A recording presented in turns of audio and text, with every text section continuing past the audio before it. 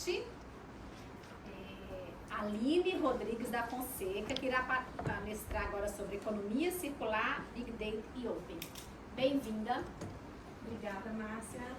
Você já deu uma palestra aqui antes? Já, várias. Não, gente, a gente conhece. Isso mesmo, eu já assisti a sua. Maravilhosa essa palestra. Obrigada. Agora a gente aprendeu um pouquinho mais e está compartilhando esse conhecimento aí. Que ótimo. Obrigada, viu? Obrigada eu. Pessoal, eu acho que não precisa de microfone, né? Tá todo mundo me ouvindo bem? Sim. E aí eu vou me interagir melhor com esse passador de slides, né? Vai ser melhor para mim. Bem, boa tarde para todo mundo, né? Para todos e todas. Estou muito feliz de estar aqui compartilhando esse aprendizado que a gente tem conquistado aí quando o assunto é economia circular, Big Data e Open Data. E Belo Horizonte, né, fico muito feliz de saber que é uma capital que estimula a tecnologia, estimula o desenvolvimento de startups, né? E uma das coisas que nós vamos falar, que tem tudo a ver com economia circular, Big Data e Open Data, é o negócio da Waste Data. Então, ao finalzinho eu quero mostrar para vocês o que a gente fez como resultado de conectar essas várias áreas do conhecimento. E o quão isso é importante também para uma era totalmente demandante por sustentabilidade. Espero poder fazer essa partilha e também esclarecer dúvidas para vocês, tá? Bem, me apresentar para vocês, né? Eu sou fundadora da Waste Data, também sou docente, além disso, né? Eu também sou professora em algumas instituições de ensino e também atuo como pesquisa, porque é importante também que a gente publique, que a gente difunda o conhecimento que a gente vem conquistando, né? Sou mestre em Design, Sustentabilidade e Inovação pela UENG, especialista em Gestão de Projetos pela GV, especialista em Engenharia e Inovação e graduada em Administração. Deixo aqui também meu LinkedIn para quem quiser se conectar comigo por lá. Bem, eu começo com uma afirmação com vocês. Transparência dos dados é a chave para transformar desafios ambientais em oportunidades sustentáveis. Mas onde estão esses dados? Será que é difícil alcançá-los? Será que a gente tem que enfrentar alguma barreira para obter esses dados? Alguém aqui conhece a plataforma de dados abertos do governo federal? Alguém aqui conhece sobre a política de dados abertos do governo federal? Alguém aqui conhece sobre a relação existente com os ODS e essa necessidade e urgência por transparência? Pois bem, nós temos um ODS, que é o ODS 16, que está totalmente relacionado com essa lógica de Open Data, que é governo aberto.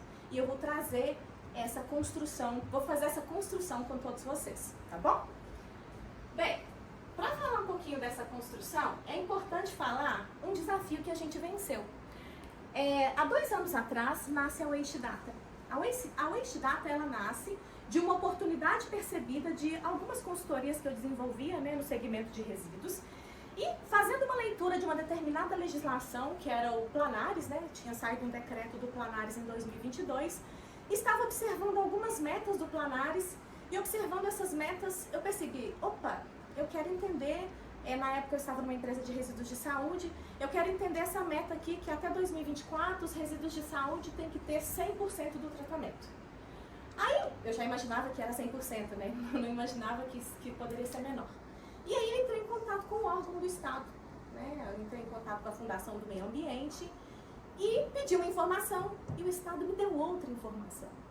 E aí, quando eu recebi aquela informação, em época eu estava dando aula no IBMEC, numa turma de gestão de projetos, e aí uma aluna falando de dado aberto, que ela trabalhava numa empresa que trabalhava dado aberto, eu tô assim, peraí, eu recebi um dado aberto. E aí eu comecei a entender que aquele dado que eu havia recebido era um dado público e que sobre ele caberia várias interpretações e poderiam originar vários tipos de negócio e vários tipos de entendimento que nos ajudariam a lidar com os problemas que nós enfrentamos hoje. Pois bem, os dados foram liberados para nós por 6 meses. Depois os dados começaram a ser negados. E aí por 6 meses, né, a gente recebeu o dado de junho a dezembro, aí a gente tinha dado até outubro, né, a gente recebeu ainda o mês de outubro, porque tinha um delayzinho, aí a gente tinha dado até outubro de 2022. Mas, gente, essa negativa foi fundamental para o nosso desenvolvimento, para o nosso aprendizado, para a nossa construção e para a gente estar aqui hoje, falando do nosso negócio e com perspectivas futuras bem interessantes. O dado foi negado, mas aí quando o dado foi negado, a gente ficou triste, né? A gente ficou triste. Aí a gente, nossa, a gente descobriu uma baita de uma oportunidade e agora não vai rolar. Só que aí a gente entrou num amplo processo de entendimento de tudo isso que eu falei com vocês. A gente começou a entender que na Constituição, no seu artigo 5, nós temos, lá no inciso 32, o direito ao acesso à informação como algo fundamental ao cidadão brasileiro. Depois, eu vou passar essa linha do tempo com vocês. Depois, na ECO 92, é fortalecido no princípio 10 a necessidade e a urgência da transparência com relação à informação ambiental. Porque como que a gente vai lidar com os problemas se a gente não tem informação para interpretá-los? E depois disso vem a lei de acesso à informação, vem a política de dados abertos, vem o governo digital. Vou passar com vocês sobre isso mais à frente, né? No frigir dos ovos foi um aprendizado tremendo. E aí a gente também se associou a algumas instituições, assistindo palestras, acessando conhecimento. A gente conheceu uma instituição que nos ajudou nessa briga. E aí nós perdemos em todas as esferas no processo administrativo, mas quando a gente submeteu ao Ministério Público de Minas Gerais, a gente ganhou a nossa briga. Em outubro do ano passado, os dados foram liberados. E a partir do momento que a gente ganha uma briga, a gente ganha para todo mundo. Então, por isso que é importante compartilhar esse aprendizado. Porque eu vi o dado sob uma perspectiva, mas existem várias outras que podem gerar a inovação, nos ajudar a lidar com os problemas aí relacionados, por exemplo, aos resíduos. Ô Bruno, você poderia clicar aqui, por favor, só para ir lá na página no site? Está linkado. Será que ele está me ouvindo? Será que ele está lá? Acho que não tá aí, não. Mas se ele não tiver, não tem problema. Aqui tem um link, né? Que eu direciono vocês para a matéria da plataforma do Fiquem Sabendo, onde demonstra essa barreira que a gente conseguiu superar em Minas Gerais e que a gente está desbravando para vencer em outros estados também. Bem, é importante quando a gente fala de resíduos, a gente entender a relação que existe entre os resíduos e a crise planetária. E nós vivemos uma crise tríplice, né? Nós estamos aí com as mudanças climáticas, a perda da biodiversidade e o excesso de poluição. Eu não trouxe esse dado, mas existe uma estimativa que nós extraímos do planeta Terra todos os anos cerca de 100 gigatoneladas de recursos. Dessas 100 gigatoneladas de recursos, né, eles vão ser processados na cadeia produtiva e vão virar produtos, vão ser consumidos, vão virar serviços. Só que apenas 9% disso retorna, né, através de estratégias de reciclagem ou reaproveitamento. O que é quase nada da economia circular, é um dos últimos pontos da economia circular, né? Mas apenas 9%. Então a gente está falando de 91% de oportunidade, porque tem muito resíduo sendo perdido na cadeia. Outro dado que eu não trouxe aqui é que no Brasil nós geramos cerca de 80 milhões de toneladas de resíduos todos os anos, entre o resíduo urbano e o resíduo industrial. Infelizmente, a nossa taxa de reciclagem ela é abaixo de 4%. É muito pouco. Né? Onde que está isso? Está indo para o aterro sanitário. A Brema, em 2018, ela fez uma quantificação dessas 80 milhões de toneladas de resíduos que vão parar nos aterros sanitários e falou, olha, isso representa cerca de 120 bilhões em recursos. 120 bilhões de reais em recursos que nós estamos jogando no lixo. Por isso, essa necessidade de uma economia circular, né? Então, essa economia circular, ela é totalmente conectada com essa lógica linear, né? A gente vai lá na natureza, extrai, aí aquele recurso é processado, aquele processamento dá origem a um produto, é manufaturado, dá origem a um produto, ele é distribuído, ele é comercializado, ele é consumido e vai parar no aterro sanitário. Essa é a nossa lógica de economia linear, né? E aí a gente precisa substituir isso. Só que nesse processo de exploração, a gente gera muita poluição, a gente perde a nossa biodiversidade e a gente enfrenta desafios relacionados a essa superexploração predatória, devoradora, né? E aí, eu trago um dado aqui para vocês, só para demonstrar como que a nossa complexidade com relação ao resíduo só vai aumentar. Ela vai praticamente dobrar de tamanho. Olha que interessante esse dado aqui, ó, do PNUMA. Até 2050 vão praticamente dobrar o número de resíduos sólidos urbanos, aqui em bilhões de toneladas, até 2050. No mundo a média, né, é 2 bilhões de toneladas ano. Olha só, até 2050 isso vai triplicar, quase triplicar, né? Então a gente precisa, o que a gente pode fazer? A gente precisa reencontrar valor né? Economia circular é encontrar valores perdidos. Economia circular é um movimento da própria indústria, né? A própria indústria percebeu que se ela não operar numa lógica regenerativa, ela não vai ter recurso para explorar o planeta nos próximos anos, para entregar os seus produtos. Então a gente é totalmente dependente de uma transição, né? Aqui só vou trazer um apanhado dos problemas que nós enfrentamos nos próximos anos. Eu tenho certeza que vocês concordam que nós já enfrentamos esse tipo de problema. Olha só, isso aqui é do relatório do Banco Mundial, né, do ano passado, e fala dos desafios que nós, enquanto comunidade global, vamos enfrentar nos próximos 2 anos. Eu acredito que é unânime, né? Nós enfrentamos grandes problemas com relação à desinformação, né?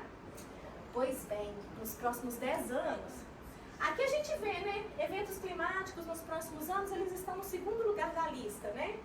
Poluição, 10º lugar. Mas nos próximos 10 anos, todo mundo vai subir. E nos próximos 10 anos, os eventos climáticos assumem o 1º lugar. As alterações críticas dos sistemas terrestres, que está relacionada à biodiversidade, a perda da biodiversidade, o colapso do ecossistema e a escassez dos recursos naturais vão estar cada vez mais evidentes. E aí, como que a gente lida com tudo isso? Será que a gente tem fontes de informação que poderiam nos tirar de um cenário de estimativa? Porque se a gente acessa um panorama de algumas instituições que lidam com resíduo no Brasil, é sempre estimativa. Será que existem dados que podem nos ajudar a entender melhor essa realidade? Existem. E eu vou mostrar isso para vocês. Bem, então, apresento para vocês, né? Essa lógica nasce no ODS 16, né? Oh, perdão, o ODS 12 está totalmente relacionado à economia circular. O 16 é o próximo, que eu vou trazer para vocês, né? E o que acontece, pessoal? Uma das metas do ODS 16, né, é trazer essa transparência, porque ela ajuda em controle social, ela ajuda em fiscalização e ela ajuda também na inovação, para a gente conseguir lidar com os problemas que a gente possui, né? Falando aí um pouquinho sobre a lógica dos resíduos, e quando eu falei dessa exploração desenfreada, uma coisa que a gente precisa perceber nesse aspecto aí, é que em toda a cadeia a gente está gerando muito resíduo, muito. Aquilo que a gente vê lá na lata do lixo é apenas 5% do problema. Imagina quanto resíduo foi gerado desde a extração, a fabricação, a distribuição, a comercialização. Né? Então a gente precisa olhar para esse fluxo de toda uma cadeia para a gente conseguir recuperar valores perdidos. Né?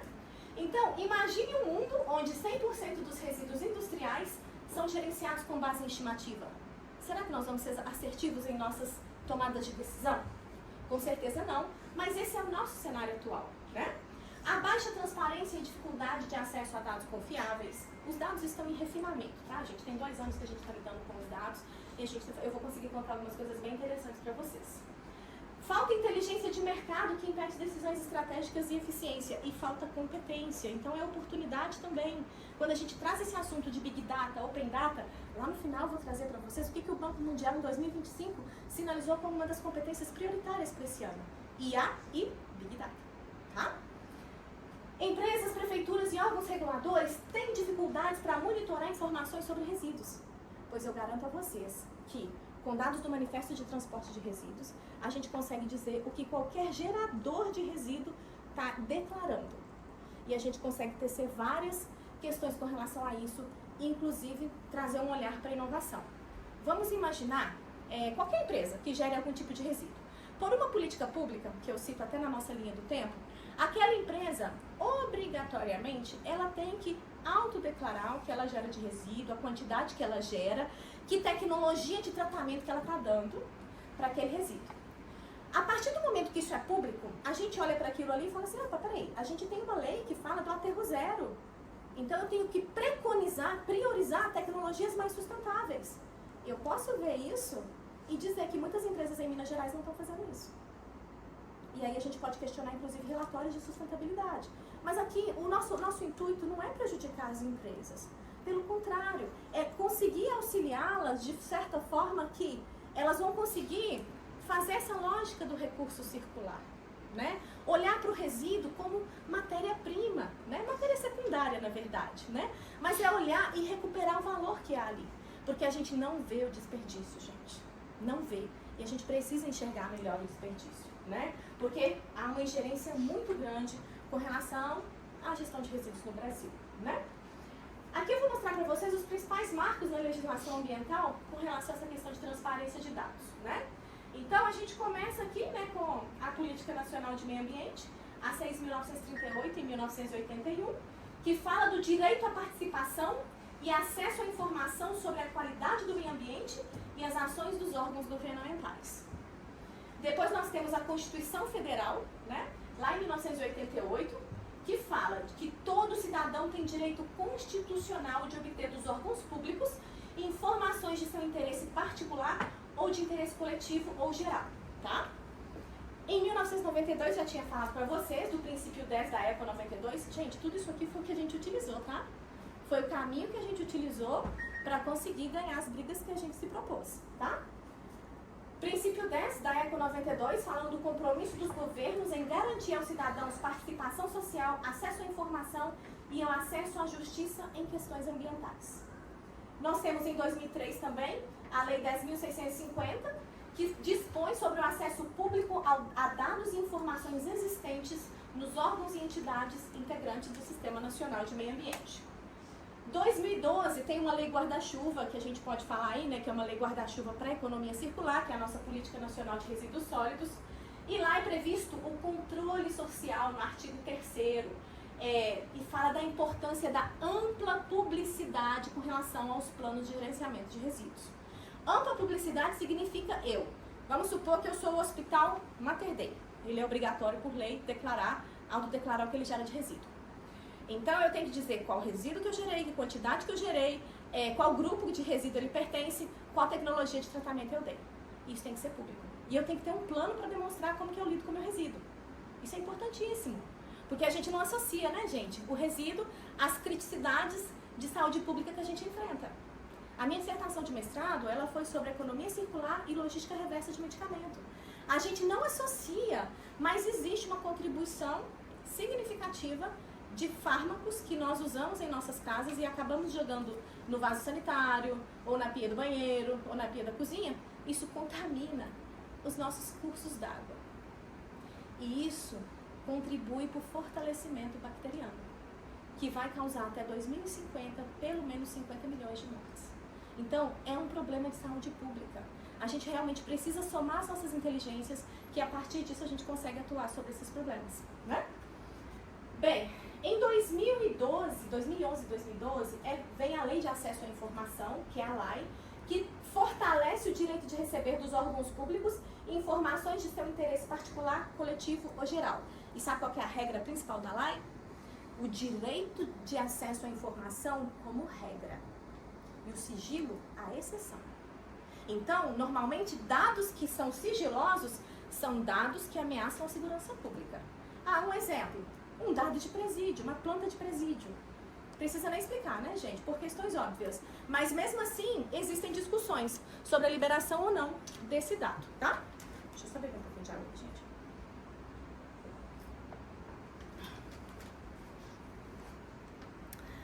E aí, a coisa vai só se fortalecendo em 2016. Nós temos a Política de Dados Abertos do Brasil, através do Decreto 8.777, que institui a Política Nacional de Dados Abertos do Poder Executivo Federal. E aí, 2016 também é lançado o Portal Brasileiro de Dados Abertos, que foi desenvolvido pela sociedade e para a sociedade. Inclusive, quem acessar agora o Portal de Dados Abertos pode ter acesso a muitos dados que já estão em transparência ativa. Existe transparência ativa e existe transparência passiva, tá, gente? Então, eu posso obter um dado de forma direta na transparência ativa, então eu vou lá e já consigo baixar o dado, ou eu posso fazer uma determinada solicitação e ter acesso a esse dado respeitando os prazos que cada estado, né, orientado por uma lei mestra nacional, desenvolveu, tá? Normalmente são 20 dias úteis, tá? 20 dias seguidos, perdão. E nós temos também, né, em 2020, a instituição aí do decreto que traz a estratégia do governo digital, e hoje a gente percebe essa digitalização do Brasil. E uma coisa curiosa que eu tenho para dizer para vocês é que o Brasil é pioneiro nessa questão de liberação de dados. A gente está construindo história no Brasil e o Brasil é uma das referências mundiais nessa questão de governo aberto. Recentemente eu estava numa turma do Portal Sustentabilidade E eu tinha uma aluna, né, que fez mestrado na Alemanha. Ela falou assim, professora, olha, pasmem, o Brasil realmente está dando show, porque eu fiz mestrado na Alemanha e lá é um processo muito manual.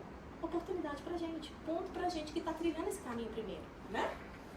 Então, 2020 a gente tem esse marco, e 2021 a gente tem aí a Lei 14.129, né, que fala do governo digital, falando dos princípios, regras, instrumentos para o aumento da eficiência da administração pública e principalmente por meio da desburocratização.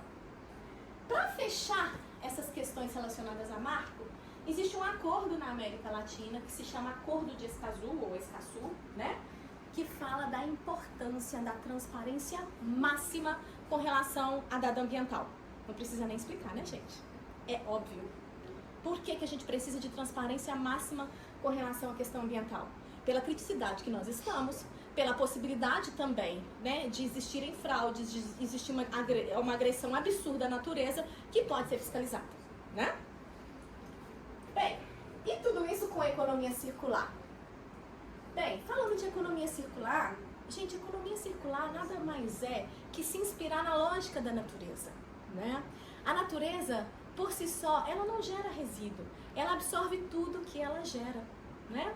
Então, a economia circular é um sistema onde os materiais nunca se tornam resíduos e ela é regenerada, né?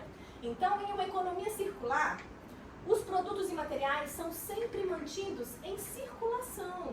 Olha só, lixo residual, coleta, consumo, reutilização, reparação, distribuição, produção, concepção sustentável. E a gente gosta muito de dizer, né? Todo lixo é um erro de design. Se eu gerei lixo, eu errei na etapa de concepção. E a gente precisa redesenhar toda a lógica da cadeia, né? Porque a gente está numa cadeia que opera sob uma lógica linear, né? E a gente opera sob uma lógica linear no momento de conceber os produtos, no momento de concepção. E a gente precisa ressignificar todos os profissionais que estão envolvidos no ato de projetar, no ato de construir, precisam projetar sobre essa lógica circular, tá? E aí, a economia circular, ela está totalmente relacionada às mudanças climáticas e a vários outros desafios globais, né? A perda da biodiversidade, resíduos e poluição. E a gente precisa fazer uma coisa muito interessante aqui, desassociar a atividade econômica do consumo de recursos finitos. Gente, a gente tem muito recurso, né, de ordem secundária para conseguir trazer aí método, inovação, tecnologia. Nós estamos falando de 91% de oportunidade.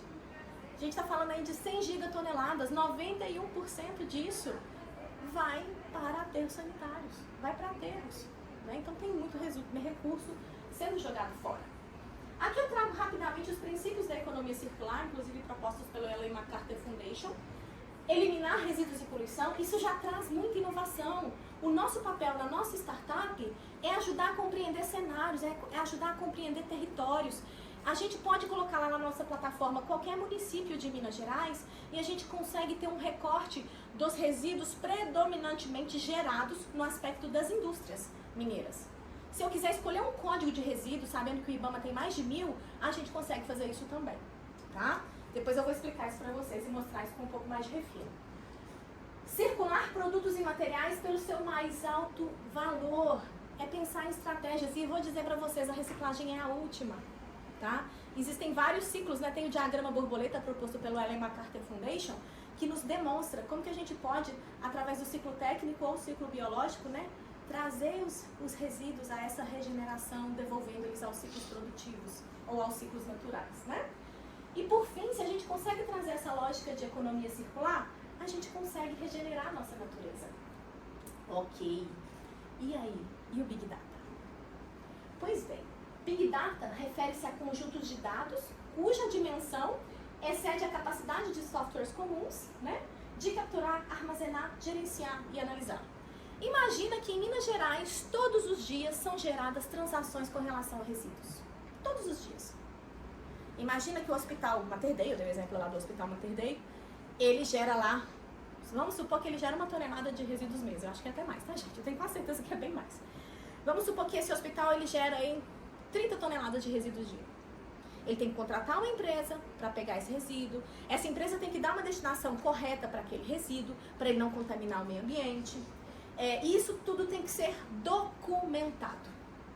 E isso precisa ser publicizado. E eu estou falando aqui do Mater Dei, mas qualquer indústria geradora de resíduo, ela precisa declarar o que ela gera com relação a resíduo. Até para que isso possa ser fiscalizado, para a gente saber se a gente está fazendo o que é correto fazer, né? E aí, não só relacionado aos resíduos, mas existe uma infinidade de dados que são gerados todos os dias e que podem ser acessados, e a partir das nossas análises podem ser geradas informações que podem dar origem a um negócio. Vamos entender um pouquinho mais sobre isso, né?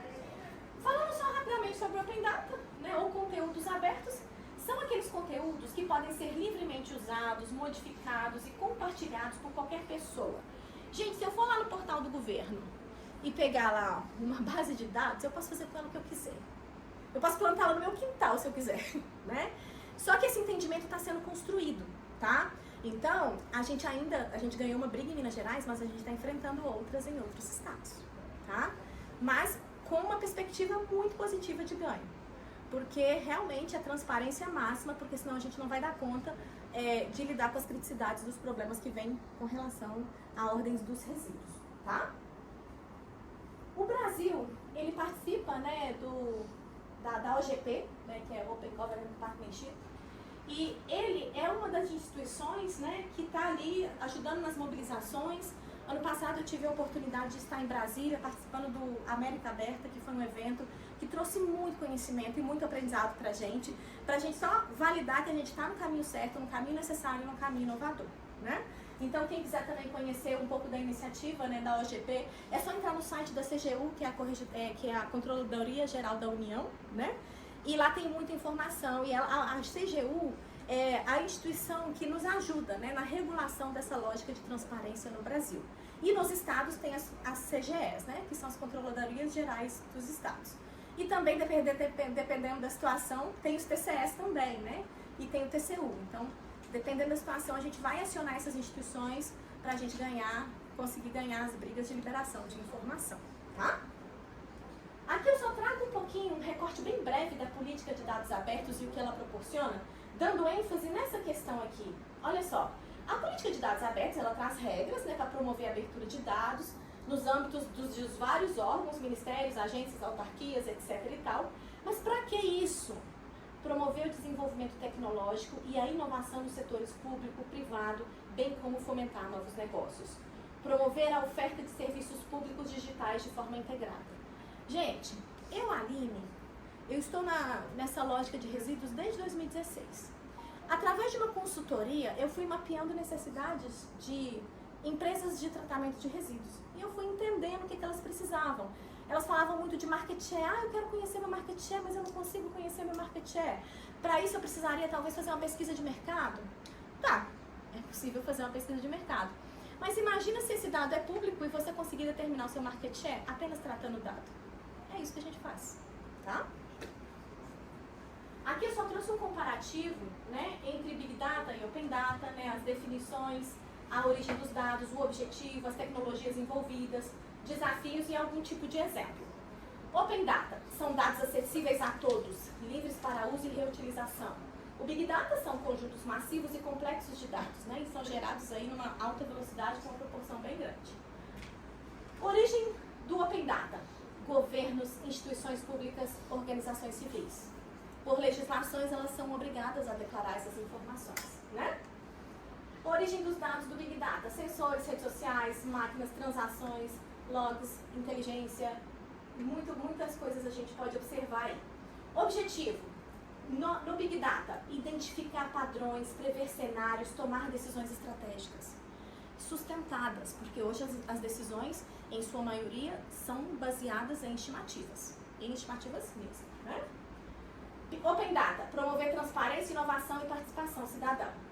Tecnologias são várias, né? Machine Learning, Hadoop, Spark, IA, bancos de NSQL. Open Data: portais de dados abertos, APIs públicas, formatos de diversas formas aí. Desafios: armazenamento, no caso do Big Data, processamento, privacidade e qualidade. Gente, e falta profissionais com competência para trabalhar esses dados. Tem muita oportunidade aí, muita oportunidade mesmo, né? Vou mostrar isso para vocês mais ao final. Desafios, né? Então, no Open Data, padronização, atualização, usabilidade, engajamento cívico. Eu participo de um projeto que se chama Observatório Social de Belo Horizonte, e nesse projeto a gente trabalha o dado do orçamento. E qual que é a proposta desse projeto? A proposta desse projeto é trazer informação para o cidadão, para que o cidadão consiga compreender, né, como que o dinheiro público é gasto. Isso é uma forma de exercer controle social. Isso é uma forma da gente estar com um olhar ali com relação a um dado que é gerido, né, pelos municípios e que está ali publicizado. Se vocês entrarem agora, transparência ativa já. Se vocês entrarem agora na plataforma do TCE, que é o Tribunal de Contas do Estado, vocês conseguem baixar agora uma planilha ou várias planilhas dos gastos de todas as prefeituras de Minas Gerais. E vocês vão conseguir ver quanto de recurso que foi para cada programa. Isso é transparência. Isso é importante por motivos óbvios, né? Nem precisa reforçar. Bem, eu trouxe um videozinho aqui só para mostrar uma perspectiva, tá, gente? Uma breve perspectiva do que a gente fez. A Waste Data, que é a nossa empresa de inteligência de dados em resíduos, ela pegou esse dado e converteu ele em informações para o mercado de resíduos, sob uma perspectiva, mas a gente está com alguns projetos aí de expansão e tem muita coisa legal. E o legal é que quando a gente traz várias inteligências para uma mesma lógica, a gente pode formar novas perspectivas para trabalhar outros tipos de problema. Eu trabalhei uma visão muito mercadológica, muito voltada a market share, muito voltada à inteligência comercial. Porque imagina eu ir já entendida do que um determinado gerador de resíduo gera para eu vender a minha prestação de serviço. Isso facilita demais a minha vida, não é? Imagina como é manual o trabalho hoje de uma pessoa que trabalha numa empresa de tratamento de resíduos. Ela precisa, talvez, procurar no Google, ela precisa buscar informações, ela vai ter que tentar um telefone. Mas e com relação à caracterização do resíduo? Será que ela tem? Nós temos, porque esse dado é público e esse conhecimento está cada vez mais se difundindo. Acho que o Bruno não está lá, né? Porque agora eu precisaria dar um playzinho aqui, porque tem um vídeo, eu não sei se eu vou conseguir dar aqui. Acho que vou. Vamos ver. Bem, pessoal, aqui é só um exemplo, né, de como que os dados funcionam, como que a gente pode trabalhar o Big Data através do Open Data, né, de dados que são públicos. Então, aqui é o que a gente fez, e isso é uma perspectiva de tratamento do dado. Então, aqui é o nosso painel principal, que demonstra, né, quais são as funcionalidades dos painéis que nós dispomos aqui na plataforma. E aqui o nosso...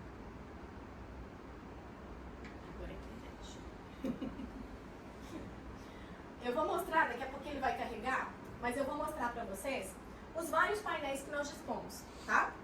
Para apresentar essas informações. Em algum momento eu vou fazer um filtro e esse filtro vai demonstrar informações relacionadas, se eu não me engano, eu peguei de novo um hospital. E aí a gente tem uma perspectiva bem geral. A gente mostra a evolução da geração de resíduos nos últimos 5 anos. A gente tem uma árvore que ela vai abrindo e ela vai mostrando as relações de geração de resíduo daquele CNPJ, para onde que ela mandou o resíduo, para que cidade. Isso dá base, pessoal, para muito questionamento, né? Porque, por exemplo, vamos supor, poxa, você está aqui em Belo Horizonte, você está mandando resíduo lá para Extrema, ainda Minas Gerais, mas, poxa, são quase 500 quilômetros, faz sentido? É questionável, porque a gente está emitindo gases do efeito estufa com o transporte, então a gente precisa questionar todas essas questões, né? Há um tempo atrás, a gente fez um estudo, até de uma mineradora, e a gente observou que ela estava mandando uma quantidade de resíduos. Deixa eu ver se ele vai rodar. Depois eu peço para carregar, eu dou um jeitinho de passar para vocês, tá? Acho que ele não vai rodar mesmo. Bem, pessoal, aqui é só um exemplo, acho que não vai, não. Vamos tentar, de se ele como carregou. funciona, como que a gente pode trabalhar o Big Data através do Open Data, né, de dados que são públicos. Então, aqui é o que a gente fez, e isso é uma perspectiva de tratamento do dado. Então, aqui é o nosso painel principal, que demonstra, né, quais são as funcionalidades dos painéis que nós dispomos aqui na plataforma. E aqui o nosso cliente pode navegar por todos esses painéis, né? Então, aqui primariamente eu já apresento para vocês um hospital que eu filtrei, tá? Poderia ser qualquer tipo de gerador de resíduo, tá? Eu optei por filtrar um determinado hospital aqui de Belo Horizonte, então é o Hospital Mater Dei, tá? Eu peguei mais de um CNPJ, porque apareceu mais de um CNPJ, para o município de Belo Horizonte, tá? Eu poderia fazer qualquer outro tipo de filtro aqui. Eu poderia filtrar por código de resíduo, por nomenclatura de resíduo, porque aí a gente teria, né, uma granularidade de dados muito interessante.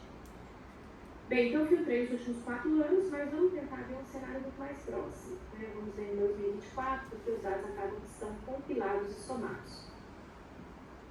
Então, para 2024, o Mater-Dei, determinado CNPJ, declarou 1.047 toneladas de geração de resíduos. E aqui a gente consegue ver e observar algum tipo de sazonalidade. A gente consegue observar que ele mandou prioritariamente seus resíduos para Betim, resíduo classe 2B, e aqui a gente consegue observar que a maior parte desses resíduos, né, 710 toneladas, eram resíduos do grupo D. E a tecnologia que ele optou para o tratamento desses resíduos foi aterro classe 2A e classe 2B. Aqui a gente consegue observar as tecnologias, a classe e o resíduo. Então, tecnologia prioritária utilizada por esse gerador de resíduo, classe de resíduo, o tipo de resíduo e em quantidade.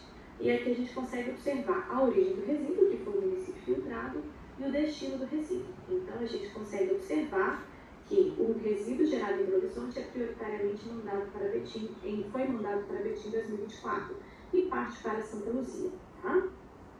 Temos um outro painel aqui, como vários outros, né, que consegue trazer clareza em relação às gerações, né? Então aqui a gente continua vendo o mesmo ano de 2024, o CNPJ do Mater-Dei, bom, Hospital Mater-Dei, eu filtrei mais de um CNPJ, consigo mostrar para onde que o resíduo foi, e aqui a cereja do bolo, né?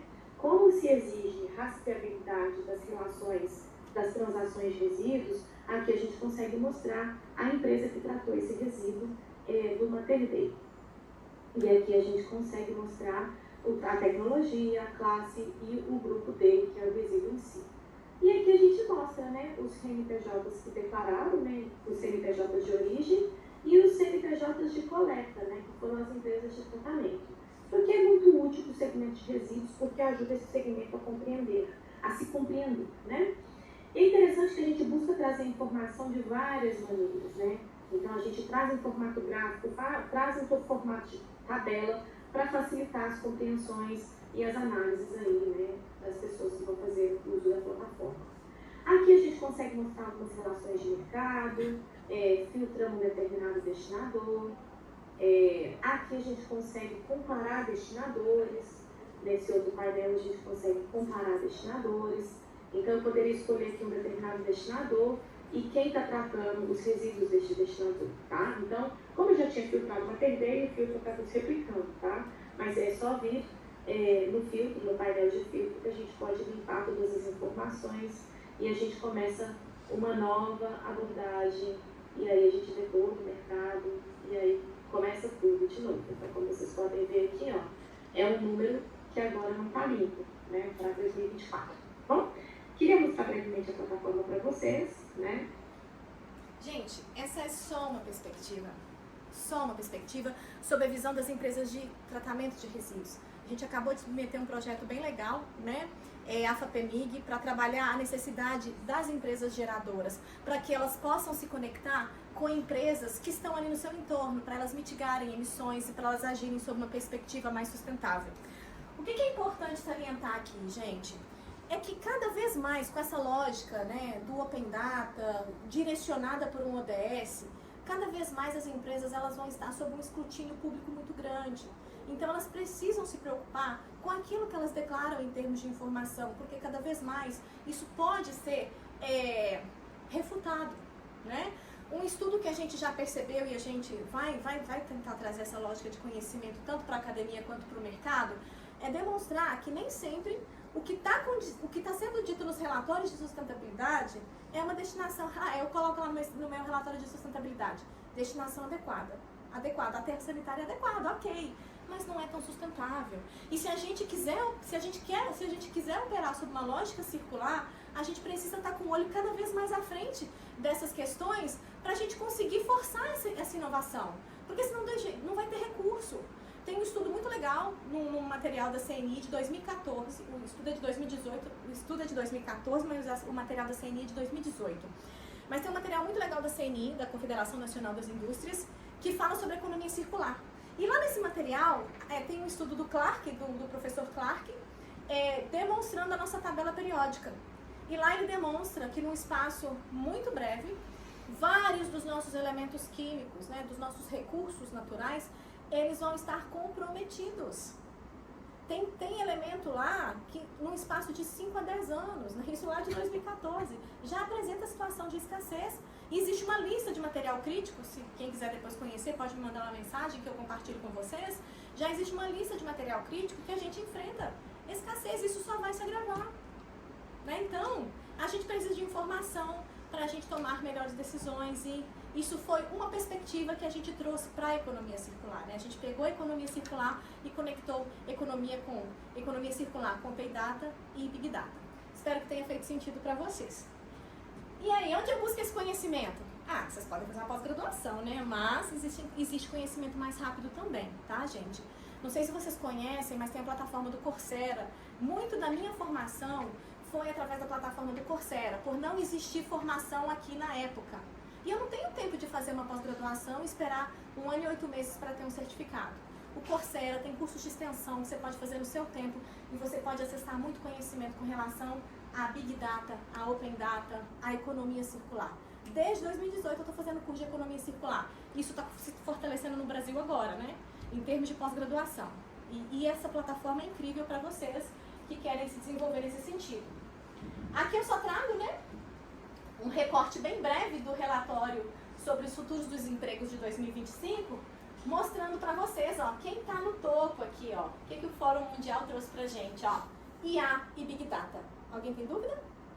Agora, temos uma criticidade muito grande com relação a competências, falta profissional para nos ajudar a pensar essa dinâmica dos dados, né? Então, muitas competências são necessárias aí a serem desenvolvidas, né?